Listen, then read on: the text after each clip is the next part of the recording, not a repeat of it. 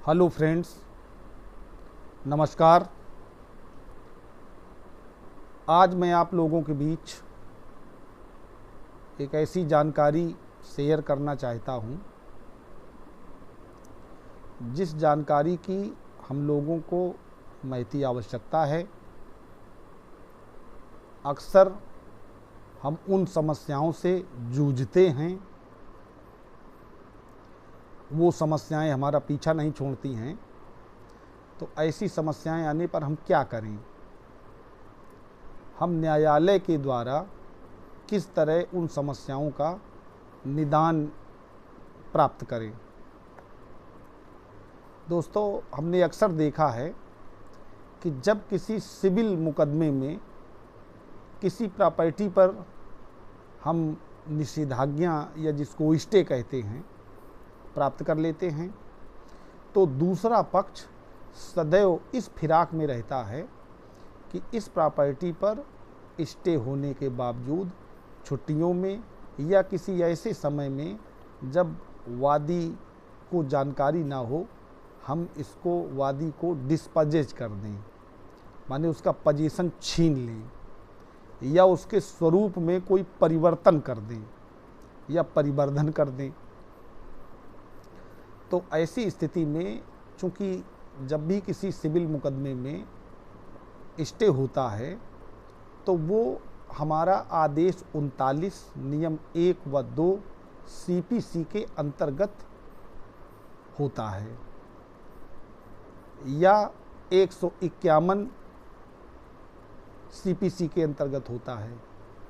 तो दोस्तों, जब भी किसी सिविल वाद में आदेश 39 नियम 1 व 2 के अंतर्गत कोई स्टे हमें प्राप्त होता है, कोई निषेधाज्ञा प्राप्त होती है और उस निषेधाज्ञा में उभय पक्षों को या किसी एक पक्षकार को किसी काम को करने या न करने के लिए रोका जाता है और वो पक्षकार उस काम को बिना न्यायालय की अनुमति के कर देता है जिस काम के लिए उसे रोका गया है।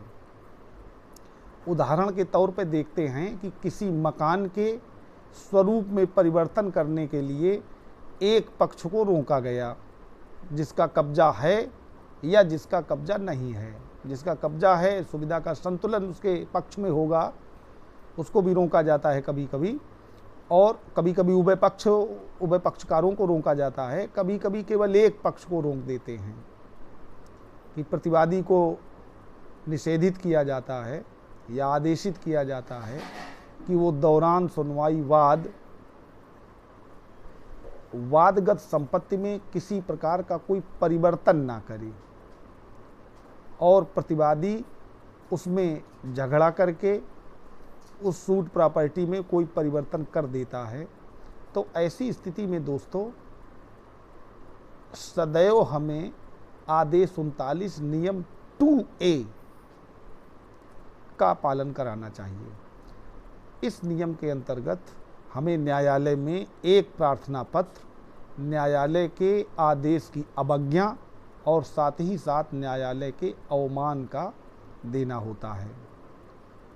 उसी सूट में या उसी सूट के से संबंधित ये मिसलिनियस प्रकीर्णवाद उसी न्यायालय में, जिस न्यायालय ने ऐसी प्रॉपर्टी की रक्षा के लिए स्टे दिया हुआ है, दाखिल किया जाता है।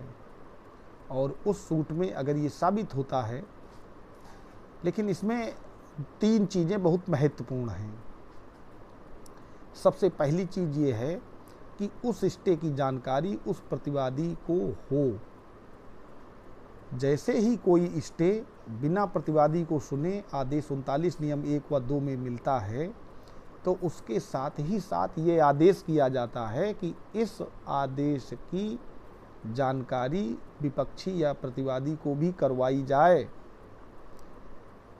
और उसको समन भेजे जाते हैं, उसको उस आर्डर की कॉपी भेजी जाती है ताकि उसको भी जानकारी हो जाए। जब उसको जानकारी ही नहीं होगी तो हो सकता है उसका वायलेशन कर दे। उसको जानकारी कराना पहला काम है और इस जानकारी को आपको साबित भी करना पड़ेगा। जानकारी कराने के लिए एक तो महत्वपूर्ण है, यदि प्रतिवादी आपकी उस फाइल में या उस मुकदमे में उपस्थित आ चुका है तो ऑर्डर शीट पर उसके हस्ताक्षर होंगे। जरिए वकालतनामा वो किसी एडवोकेट के थ्रू उसमें अपीयर हो चुका होगा। एक तो ये जानकारी का सबसे अच्छा तरीका है कि उसको जानकारी हो गई। दूसरा, अगर आपने आदेश 39 नियम 1 व 2 में जो भी आदेश पारित होता है टेम्परेरी इंजंक्शन का, उसकी कापियां या उसकी सूचना प्रतिवादी को जरिए रजिस्टर्ड पोस्ट दी है, तब भी उसको सूचना प्राप्त हो गई है। और सूचना प्राप्त होने के बाद वो जानबूझकर उस माननीय न्यायालय के आदेश का उल्लंघन कर रहा है, उसकी अवज्ञा कर रहा है और अवमानना कारित कर रहा है उस आदेश की, तो उस पर 2A अप्लाई होगा।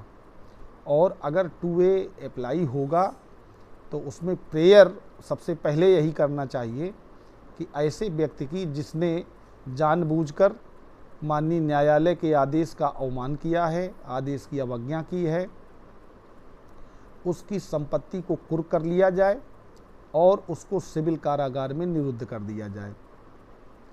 तो दोस्तों, जब भी किसी सिविल मामले में कोई स्टे हो और उस स्टे का अनुपालन प्रतिवादी न कर रहा हो, तो ऐसी स्थिति में हमें इसी धारा का सहारा लेना है और इस धारा के सहारे प्रतिवादी को सबक सिखाना है, ताकि माननीय न्यायालय को वो पक्ष उतनी ही तरजीह दे, उस मुकदमे में आकर अपने सारे एविडेंस बताए, अपनी बात कहे, अपनी बात रखे।